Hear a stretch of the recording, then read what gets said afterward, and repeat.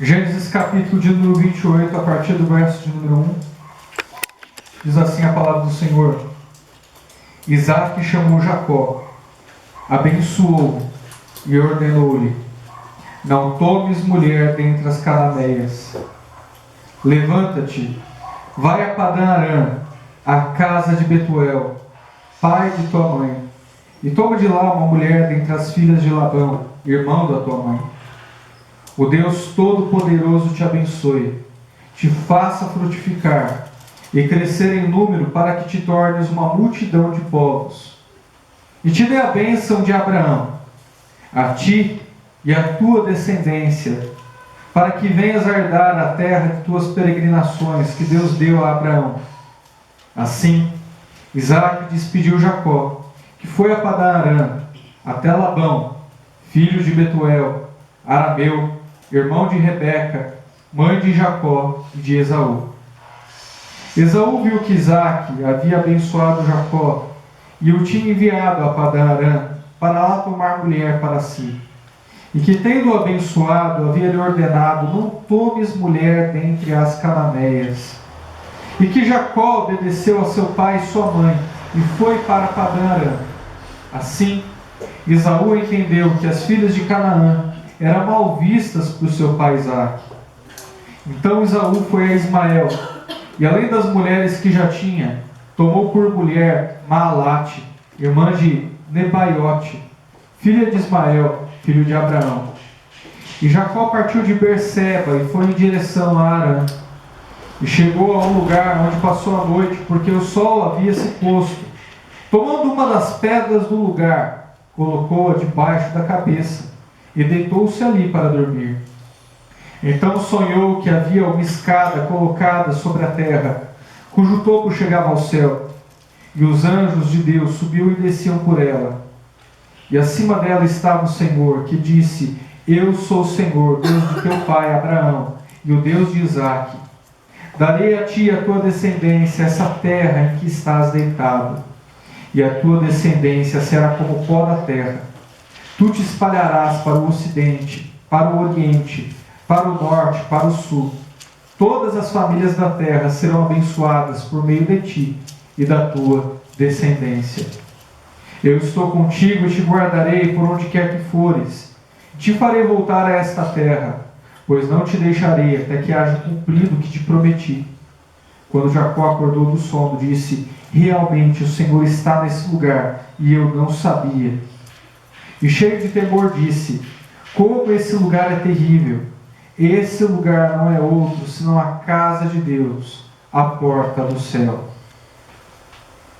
Jacó levantou-se de manhã cedo, tomou a pedra que havia posto debaixo da cabeça e a colocou como coluna. Então derramou azeite sobre ela e chamou aquele lugar Betel. Antes, porém, o nome da cidade era Luz. Jacó também fez um voto: se Deus for comigo e me guardar nesse caminho que vou seguindo, e me der pão para comer e roupas para vestir, de modo que eu volte em paz à casa de meu pai, e se o Senhor for o meu Deus, então essa pedra que coloquei como coluna será a casa de Deus, e certamente te darei o dízimo de tudo que me deres. Até aí. Irmãos, eu meditei a respeito dessa passagem e relutei um pouco em pregar essa passagem. Relutei pelo seguinte: é difícil de você entender qual é o sentido dessa passagem. Ela é uma narrativa, é um período de transição, onde Jacó enganou o seu pai com a ajuda da sua mãe, conseguiu a bênção por livre e espontânea pressão e acabou fugindo para uma terra estranha. E ali ele quis encontrar uma mulher para ele, a gente sabe, mas futuramente ele casa com Lia e casa também com Rebeca. Mas eu relutei por pregar esse texto, porque eu não encontrava as palavras-chave que dão entendimento de toda essa passagem. Eu não entendi qual era a palavra-chave desse texto, quais são as palavras que guiariam todo o nosso entendimento a respeito desse texto. Eu não sabia bem que lições tirar. Foi então que, levado pelo Espírito Santo de Deus, ele me levou até o verso de número 3 e eu encontrei finalmente as palavras-chave de toda essa passagem. Aquilo que cadencialmente, aquilo que naturalmente são extensões dessa palavra. Que é o verso de número 3 diz: o Deus Todo-Poderoso. E é até aí. O Deus Todo-Poderoso. Esse não é só as palavras-chave do texto inteiro, também é o título da nossa mensagem. O Deus Todo-Poderoso. Eu quero provar para você essa manhã como o nosso Deus é poderoso. Parece que às vezes a gente se esquece disso. Ou às vezes a gente só quer apelar para o fato de Deus ser poderoso para que Ele resolva algum problema que a gente está tendo agora. E essa passagem nos mostra que não é bem isso. Que Deus ele tem controle do tempo, tem controle do espaço, tem o controle sobre tudo aquilo que acontece na vida de qualquer ser humano que vem a essa terra. E Ele escreve os seus decretos e desígnios e nós somos forçados a obedecer. Não há um momento sequer na história humana em que Deus deixou de ter o controle das coisas. Eu sei que existem alguns pensadores religiosos hoje que dizem que Deus não sabe de todas as coisas, ou que Deus não tem controle sobre todas as coisas. Eu quero te dizer que isso é mentira. Essa passagem nos revela justamente o contrário. A gente percebe como Deus está amarrando a história de vida de Jacó, e levando toda a história do seu povo, Israel, junto consigo, mostrando qual seria a terra que eles morariam, aonde que eles deveriam ficar, aonde o templo seria construído. Tudo isso Deus faz nessa passagem, porque Ele é um Deus todo-poderoso. Se você observar, olha o que acontece aqui, logo de início. Isaac chamou Jacó, abençoou e o ordenou: não tomes mulher dentre as cananeias. Isso é importantíssimo. Por quê? Por quem eram as cananeias? As cananeias eram descendentes de Cã. E quem é Cã? Se você se lembrar bem, Cã ele é filho de Noé. Aquele que zombou do seu pai, aquele que olhou a nudez do seu pai e contou para todo mundo, e tirou onda com a cara dele, e tirou sarro dele, e fez piadas jocosas a respeito do patriarca. Então Noé o amaldiçoou e manda ele para uma terra longínqua. E a Escritura nos revela que Cã iria servir os seus irmãos, e que os cananeus, os canaítas, serviriam os seus descendentes também. De modo que Isaac chega para Jacó e fala: olha, não tome mulher dentre as cananeias. Com você não vai se relacionar com esse tipo de gente. Com gente jocosa, gente que tira sarro, gente carnal, gente que não tem a nossa fé, gente que não serve o nosso Deus. Você não vai se relacionar com elas. E manda Jacó para uma outra terra, se relacionar com mulheres que ele acreditava que serviam a Deus. Isso é interessante. Parece que Deus ele tem tudo amarrado, Deus tem todas as coisas sob o seu controle. Está tudo acontecendo conforme os seus desígnios. Não era da vontade do Senhor que Jacó, um dos patriarcas da nossa fé, tivesse relacionamento com uma mulher que não professasse a mesma fé que ele. Tivesse relacionamento com uma mulher que não servisse o mesmo Deus que ele servia. E como não era esse pensamento de Deus, e como Deus queria que Jacó fosse um grande patriarca, Ele colocou no coração de Isaac que o mandasse a uma terra longínqua. Ele colocou no coração de Isaac que o mandasse para o outro lado do país. E Jacó obedeceu. Eu quero te dizer uma coisa. Ninguém verdadeiramente tem escolha diante de Deus. No fim, todos o obedecem. E até mesmo a rebelião que muitos homens possuem é permissão de Deus. Se alguém está em sua carnalidade, naufraga em sua carnalidade, bebe da sua carnalidade, é capaz dos piores atos contra a humanidade. Tudo isso é permissão de Deus.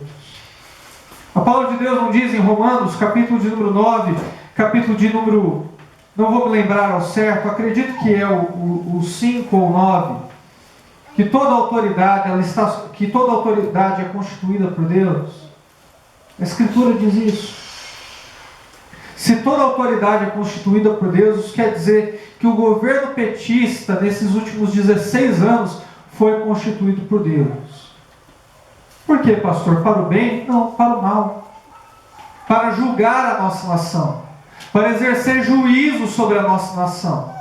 Para fazer com que o aborto prevalecesse. Para fazer com que o pecado aflorasse. Quando Deus ele quer julgar um povo, quando Deus quer julgar uma nação, Ele abandona esse povo debaixo dos seus pecados. É assim que Deus faz. E quando Deus quer levantar uma nação, Ele coloca bons homens para governá-la. Homens que seguem os seus padrões, homens que guardam os seus princípios. E quando Deus quer edificar a sua igreja, Ele salva homens. E faz com que esses homens guiem a sua igreja. No caso de Jacó, nós estamos olhando para um período na sua vida que é pré-conversão. A sua conversão já estava ordenada antes da fundação do mundo. Mas na história de vida de Jacó, esse é o momento pré-conversão. Onde o seu coração ainda não havia sido regenerado por Deus. Onde a gente não conseguiu constatar ainda a sua salvação. É um período pré-conversão. E mesmo assim, Jacó é forçado a obedecer a Deus. Tudo se submete ao Senhor. Com quantos anos você se converteu? Você se converteu com 14 anos? Você se converteu com 30 anos? Você se converteu com 60 anos? Não importa. Tudo isso foi determinado pelo Senhor. E pode perceber que no seu período pré-conversão, muitas vezes você obedeceu a Deus. Muitas vezes você guardou os princípios de Deus. Muitas vezes você não atentou contra a palavra de Deus. Por quê? Porque Deus assim o quis. Essa foi a vontade dele. Não deixar que o pecado, mesmo em um período onde você não o conhecia, prevalecesse sobre o seu coração. O que é maravilhoso é que nós conseguimos olhar para a nossa história de vida, olhar para trás e perceber que Deus foi costurando a nossa vida. E perceber que Deus foi trabalhando na nossa existência para que um dia a gente o conhecesse. Ele foi nos atraindo. Ele foi criando caminho.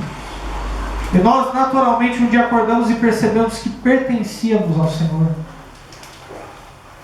Olha só o que Jacó fala que Isaac fala para ele, verso 2: levanta-te, vai para Padã-Arã, a casa de Betuel, pai de tua mãe, e toma de lá uma mulher dentre as filhas de Labão, irmão da tua mãe. Até aí. Antes de Deus salvar a vida de Jacó, Deus, pela sua soberania, quis que Jacó fosse enganado. Ele encontra com Labão, você vai perceber na história bíblica, que Jacó ele encontra com Labão. E quando encontra com Labão, Labão engana. Labão promete uma das suas filhas, e quando Jacó vai se casar, ele casa com a mais velha, ele casa com a Lia. Ele não se casa com a mulher que ele desejou. Ele não se casa com a mulher que ele se apaixonou. Ele é forçado a casar com a mais velha. Por quê? Porque caráter não se muda conforme a gente vai viajando. Para onde quer que a gente vá, o nosso coração continua o mesmo. Lugares não mudam pessoas. Deus muda as pessoas, mas lugares não mudam as pessoas. Isso é um mito, é uma ilusão que a gente cria. Não, se eu voltar para a terra dos meus pais. Não, se eu voltar para o Nordeste. Não, se eu mudar para o interior eu vou viver menos estressado. A vida vai ser diferente. Isso é mentira. O lugar não muda as pessoas. Deus muda as pessoas. E Deus constituiu Labão sobre a vida de Jacó para o enganar. Para que Jacó encontrasse alguém mais malandro do que ele. O nome Jacó quer dizer enganador. E para onde quer que ele fosse, ele continuaria sendo enganador. Ele continuaria sendo um pecador. Ele continuaria sendo um rebelado contra Deus. Mas ele viaja para Padã-Arã. E ali ele encontra alguém que consegue o enganar. encontra alguém que consegue ser mais malandro do que ele. E começa então a perceber como é terrível ser enganado. Como é ruim, como é amargo você ser deixado para trás. Jacó tem um encontro com a malignidade humana. Jacó tem um encontro com o próprio pecado que cometia contra os outros. E ele vai até Labão. É Deus trabalhando nele. Na sua história de vida você não encontrou isso? Alguém que te deixou para trás, alguém que te fez sofrer. Por conta do seu pecado, por conta do pecado dele, você sofreu. Seu coração amargou. Deus ele nos faz ter encontros com a pecaminosidade desse mundo. Deus nos faz ter encontros com as trevas dos corações dos homens. Para a gente perceber o quanto que esse mundo é amargo. Para a gente perceber o quanto que esse mundo está fora dos princípios e dos padrões de Deus. Deus geralmente trabalha assim. Geralmente Ele nos leva a ter um encontro com a malignidade do homem, para a gente poder começar a dizer: eu não quero mais. Para a gente começar a dizer: olha, isso não é para mim. Eu quero servir a alguém maior. Geralmente Deus trabalha assim. Como trabalhou na vida de Jacó. E aí o verso de número 3.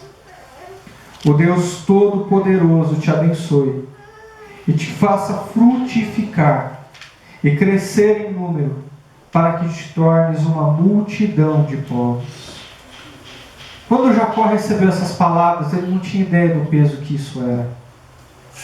Ele acreditava que ele seria abençoado, que ele teria uma grande descendência, que ele teria influência no mundo, que a bênção de Deus estava sobre ele, e que isso era tudo. Mas eu acredito que tem mais profundidade nesse verso do que aparentemente o que a gente lê aqui.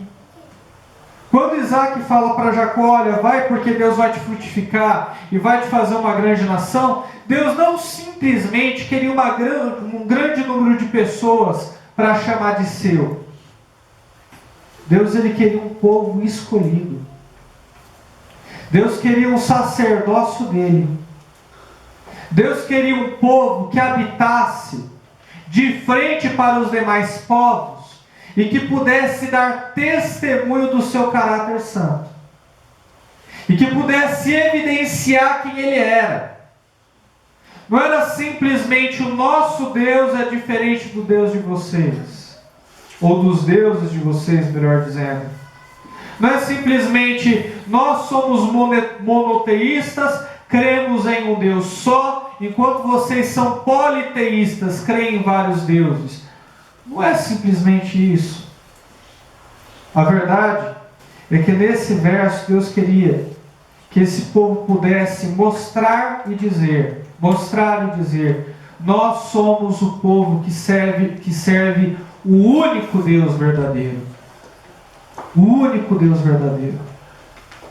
E nós temos em nossa prática de vida, e nós temos em nossa existência, as evidências desse Deus santo, que não comunga com a maldade, que não comunga com o engano, que não comunga com o pecado. Era isso que Deus queria mostrar. E é claro que quando a gente olha para Jacó, a gente percebe logo de cara que ele não estava à altura do chamado de Deus.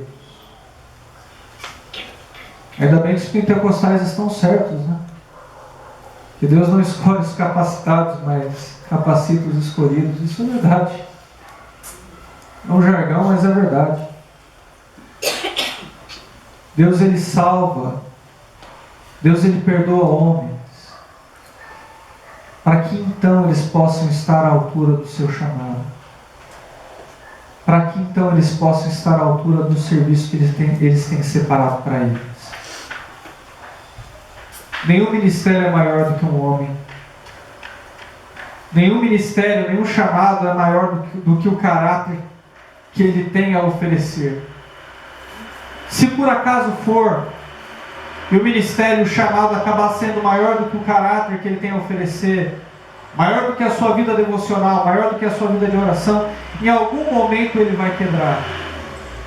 Em algum momento ele vai acreditar que é ele, que a glória é dele, que o poder é dele, que a capacidade é dele, que a habilidade é dele, e ele vai colocar tudo a perder. Ele vai cair com a secretária, ele vai afogar as mágoas na cachaça, ele vai começar a mentir, a enganar, ele vai embolsar um valor para ele vai se viciar em alguma coisa. Ou às vezes não, às vezes só vai se orgulhar da posição que ele tem e de quem ele é. Isso também é cair diante de Deus. Jacó não estava à altura do chamado do Senhor. Ele era jovem, imaturo, enganador, um pecador, alguém que tinha desejo de deixar todo mundo para trás. Mas Deus está trabalhando na conversão dele. Deus está fazendo com que ele se decepcione com o mundo. Deus está fazendo com que ele descubra pessoas que são capazes de coisas piores do que ele, que são capazes de enganá-lo. E sem ele perceber, ele está cumprindo o desígnio do Senhor. Ele está obedecendo a Deus. Por isso que eu digo a vocês que Deus é poderoso. E que a minha motivação essa manhã é que Deus é poderoso. Porque eu oro para vocês e eu tenho a certeza de que se vocês são verdadeiramente escolhidos de Deus, salvos, eleitos, vocês não vão continuar da mesma maneira. Vocês não vão continuar sendo quem são. Deus há de acrescentar verdade. Deus há de acrescentar amor. Deus há de acrescentar paciência para que vocês sejam conformes à imagem do Santo Filho dele, Jesus Cristo. Talvez Jacó não tivesse entendido e nem importava o peso dessa mensagem, o peso dessa promessa. Deus entendia muito bem, usou a boca de Isaac para profetizar, para dizer: olha, você será grande em número, e Deus terá um povo que se chama por ele. Verso de número 4. E te dê as bênçãos de Abraão, a ti e a tua descendência, para que venhas a herdar a terra de suas peregrinações, que Deus deu a Abraão. Aí a gente faz a seguinte comparação. Vamos fazer um juízo de valor aqui. Eu não gosto de fazer juízos de valor, mas eu acho que nós somos meio que obrigados aqui nessa passagem. Perto de Jacó, perto de Abraão, melhor dizendo, quem era Jacó? Perto da fé de Abraão, perto da obediência de Abraão, perto da paciência de Abraão, quem era Jacó? Ninguém. O seu neto simplesmente não tinha caráter para oferecer. O seu neto não tinha nem tido o encontro verdadeiro com Deus ainda. O seu coração não tinha sido, na história humana, transformado. Quem era Jacó? Mas as bênçãos de Abraão chegaram a Jacó. E olha o verso 5. Assim Isaac despediu Jacó, que foi a Padã Arã até Labão, filho de Betuel, arameu, irmão de Rebeca, mãe de Jacó e de Esaú. Ele cumpriu o seu destino. Ele chegou àquela terra. Uma coisa interessante está escrito na Confissão de Westminster. Uma confissão que a Igreja Presbiteriana do Brasil assina. Podia seguir também, além de assinar. Mas ela é interessante porque ela tem um ponto fortíssimo que diz que Deus não predestina somente a salvação. Deus também predestina os meios. Olha que interessante. Deus não predestina somente a salvação. Deus predestina também os meios. O que isso quer dizer? Que Deus não predestinou somente Jesus Cristo, ou predestinou você para que em Cristo fosse salvo. Deus também predestinou a mensagem. Deus predestinou as boas novas. A fé vem pelo ouvir e o ouvir pela palavra de Deus. Como ouvirão se não há quem preguem? Deus também predestinou os meios. É impossível uma pessoa ser salva sem ouvir as boas novas do Evangelho. E quando a gente olha para a vida de Jacó, a gente vê bem isso, né? A gente vê Deus predestinando os meios, a gente vê Deus usando fatores externos, a gente vê Deus usando a sua palavra para colocá-lo no ponto que Ele quer, a fim de salvá-lo. Em contrapartida, como na Escritura diz que o limpo se limpe cada vez mais, que o sujo se suje cada vez mais, nós temos o verso 6, que conta o outro lado da história, que é o retrato do filho mais velho que tem inveja do mais moço. Você já ouviu isso? Esaú viu que Isaac havia abençoado Jacó e o tinha enviado a Padã Arã para lá tomar mulher para si, e que, tendo-o abençoado, havia lhe ordenado: não tomes mulher dentre as cananeias. E que Jacó obedeceu a seu pai e a sua mãe, e foi para Padã Arã. Assim Esaú entendeu que as filhas de Canaã eram mal vistas por seu pai Isaque. Então Esaú foi a Ismael, e além das mulheres que já tinha, tomou por mulher Maalate, irmã de Nebaiote, filha de Ismael, filho de Abraão. Olha que interessante esse ponto da mensagem. Esaú, ele percebeu que no início seu pai não gostou da ideia de abençoá-lo, de abençoar Isaque em seu lugar mais novo. Mas que depois o seu pai mudou de ideia. Talvez o seu pai tenha sido levado a pensar: no fundo, é meu filho, né? Eu vou abençoar ele.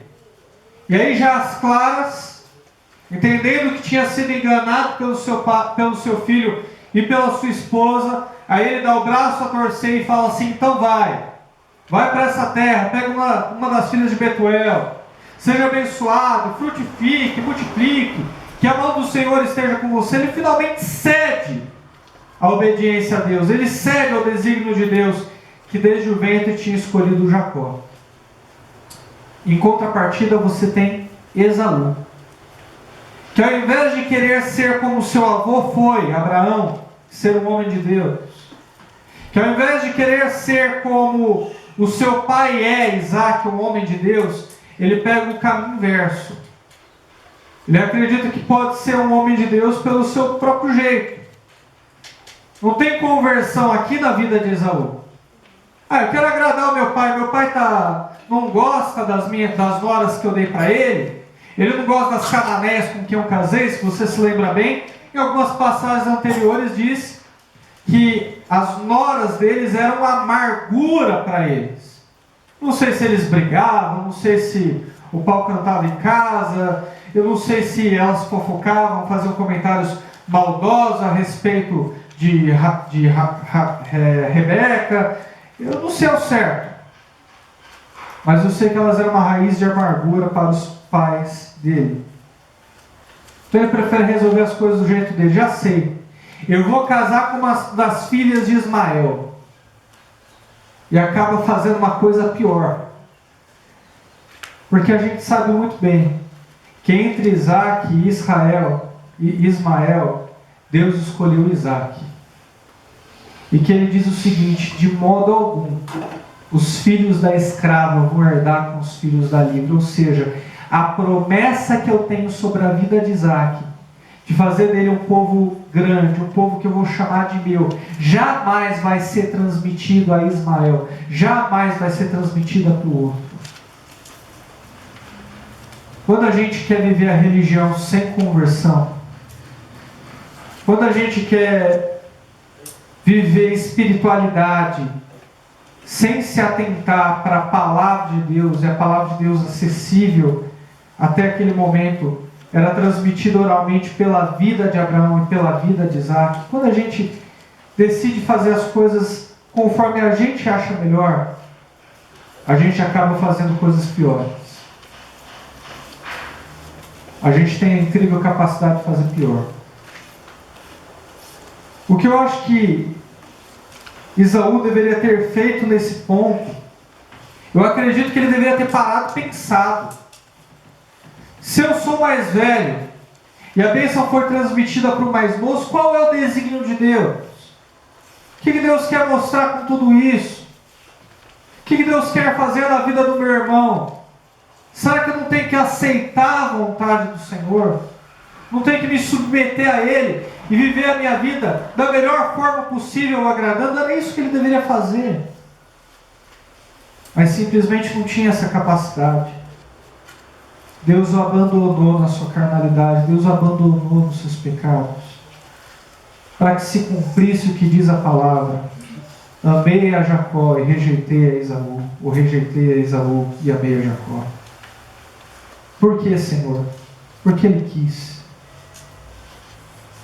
Deus é todo-poderoso, Deus é soberano, e Ele escolhe uns e rejeitam outros, e não cabe a gente questionar os critérios do Senhor, ou por que Ele faz isso.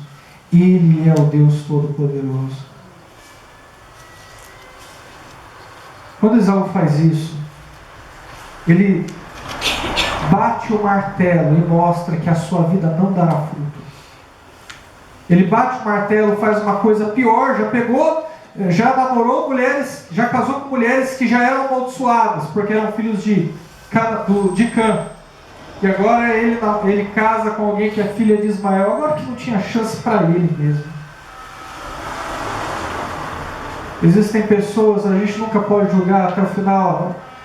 No final de contas, nós temos o ladrão na cruz que não nos deixa enganar. Existem pessoas que vão receber a Cristo no leito de morte. Mas aos nossos olhos naturais, tem muita gente que a gente olha e fala: olha, esse daí,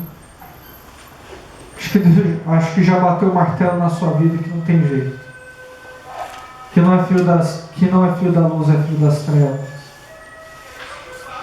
E como a história não está escrita como está aqui na Bíblia, cabe a gente ficar quieto, orar e observar se ele é um eleito de Deus. Orar e aguardar para que a salvação se manifeste a ele, para que se manifeste a ela. Deus salvou Jacó. Ele não tinha mais mérito que Esaú. Ele não era melhor do que Esaú. Em nada. Você acha que você é melhor do que Edir Macedo?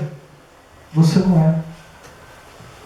Você acha que você é melhor do que esses pastores que caem em adultério ou que pecam? Você não é. Você acha que você é melhor do que a pior pessoa desse mundo? Eu quero te dar uma notícia: você não é. A diferença entre você e eles é que Deus permitiu com que eles nadassem em sua iniquidade, nadassem em seu pecado, e Ele escolheu você para a salvação. Não tem mérito nisso. Somos todos vasos de barro da mesma natureza, feitos do mesmo material, mas alguns Deus escolheu para chamar de seu e outros não.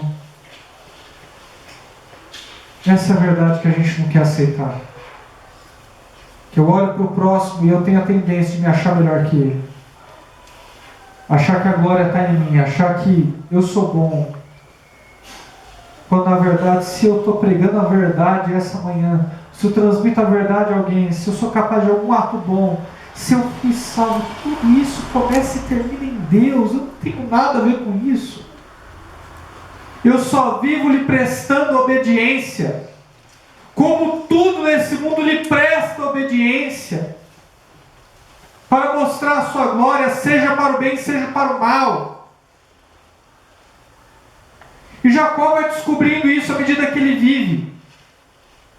Olha só o que diz os 10. Jacó partiu de Bersebe e foi em direção a Arã, e chegou a um lugar onde passou a noite, porque o sol havia se posto. Tomando uma das pedras do lugar, colocou ela debaixo da cabeça e se deitou ali para dormir. Olha o verso de número 12. Então sonhou que havia uma escada colocada sobre a terra, cujo topo chegava ao céu. E os anjos de Deus subiam e desciam por ela.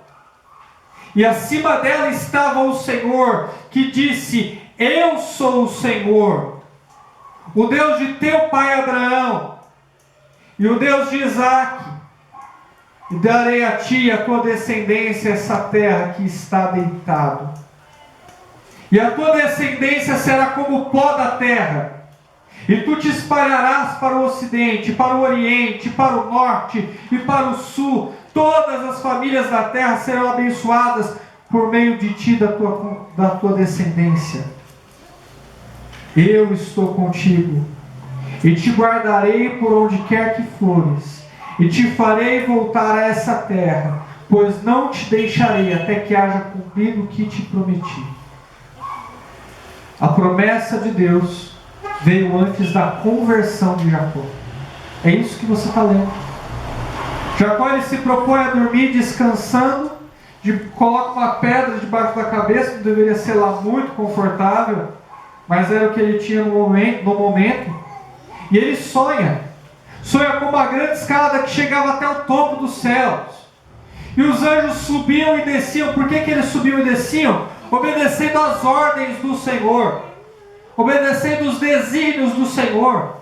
Os anjos passeiam sobre a terra, vão aos altos céus, descem dos altos céus. Eles obedecem ao comando de Deus. Era isso que Jacó estava vendo. Um Deus todo-poderoso, que ordena, e todas as suas criaturas obedecem. Ele está acima das suas criaturas, porque é maior do que elas, mais forte do que elas, mais poderoso do que elas. Deus transmite a ele uma promessa: eu sou o Deus de Abraão, eu sou o Deus de Isaque, e sobre ti, de ti eu farei uma grande descendência.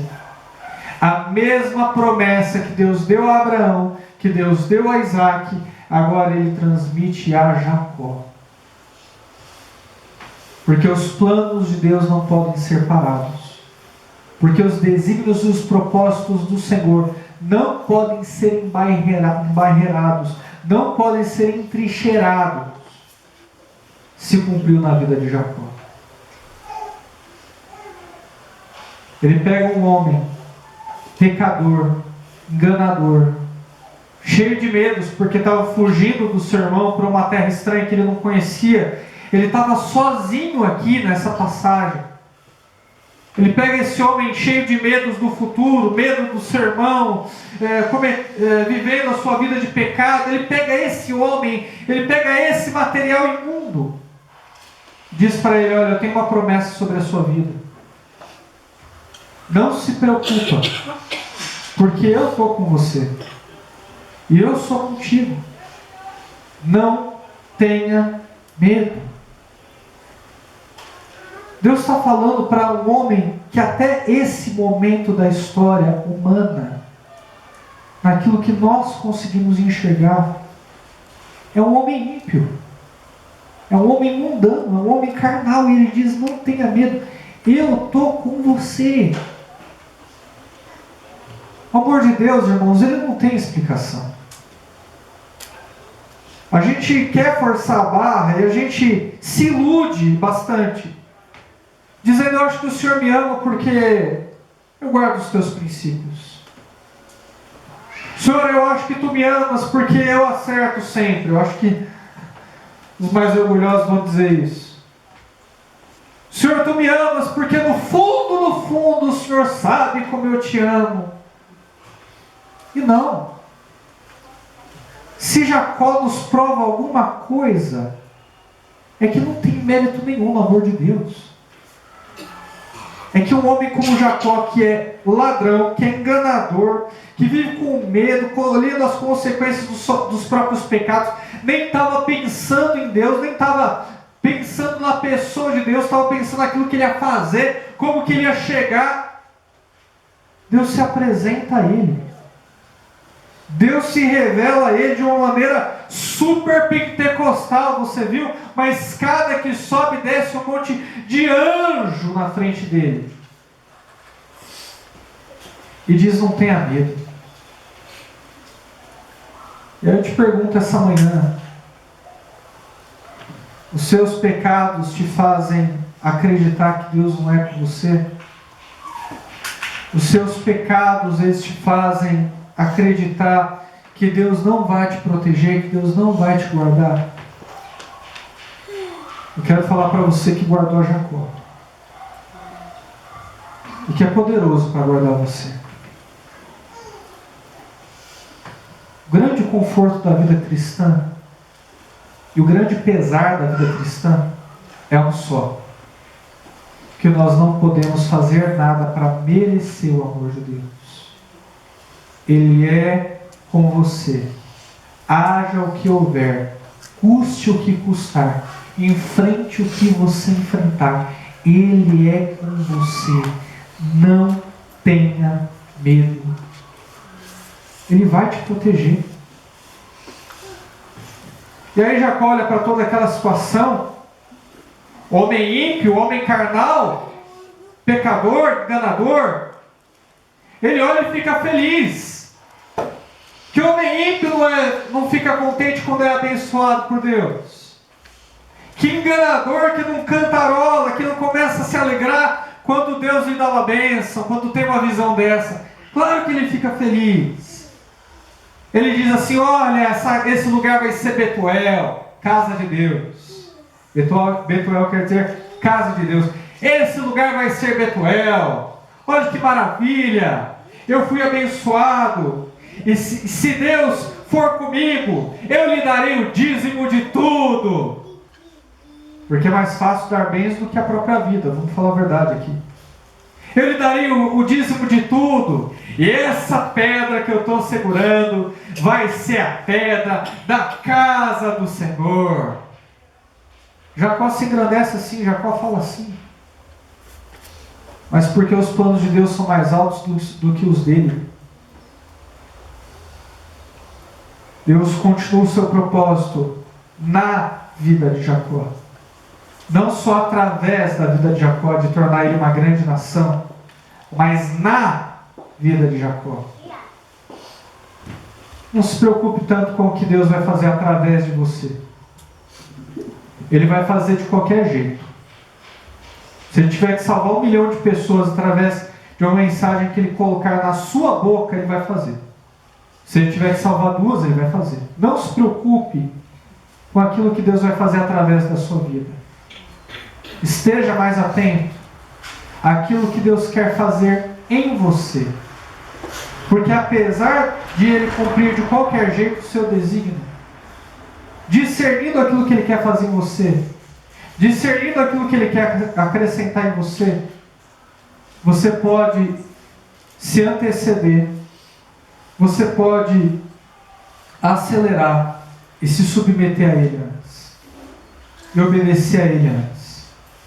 Deus está me levando a ter paciência, Deus está me levando a ter amor ao próximo, Deus está me levando a ter mais fé, Deus está me levando a ter mais confiança nele.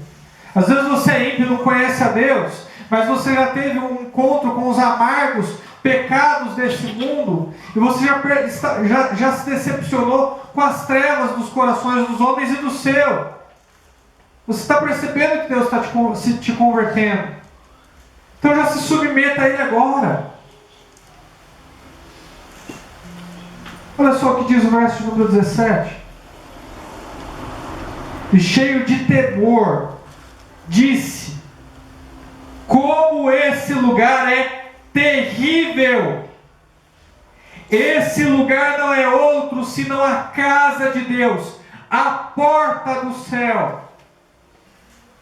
Você falaria isso? Se você tivesse uma visão dessa? Talvez os pentecostais fosse a última coisa que eles falassem.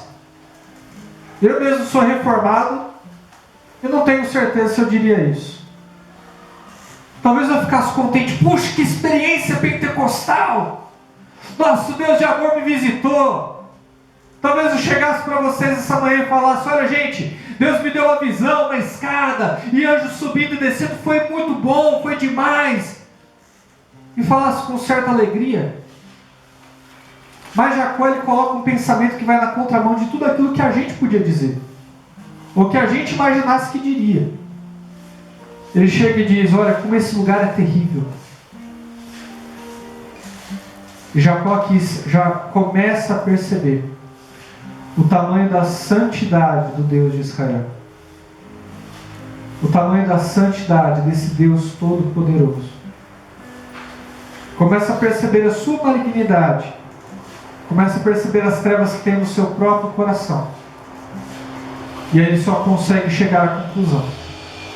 Como esse lugar é terrível. A chamada casa de Deus, a porta do céu. Esse lugar é terrível. Porque Deus está aqui. E Ele me vê exatamente como eu sou.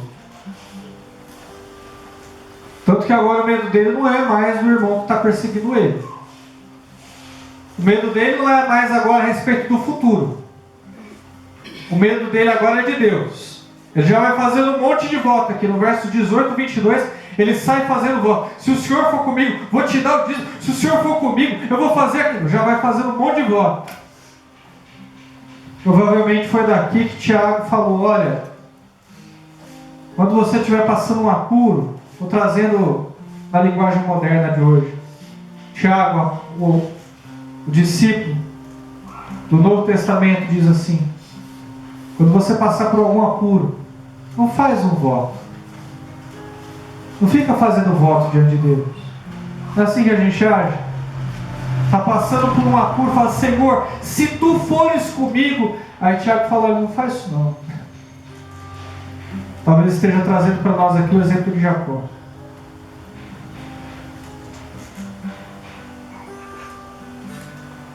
Por que você vê a casa de Deus essa manhã, Betuel? A casa de Deus é o lugar onde os santos se reúnem. Você veio para descobrir o quanto que esse Deus é terrível. Que de maneira terrível Ele te ama. A santidade de Deus assusta. E o amor de Deus também. Também.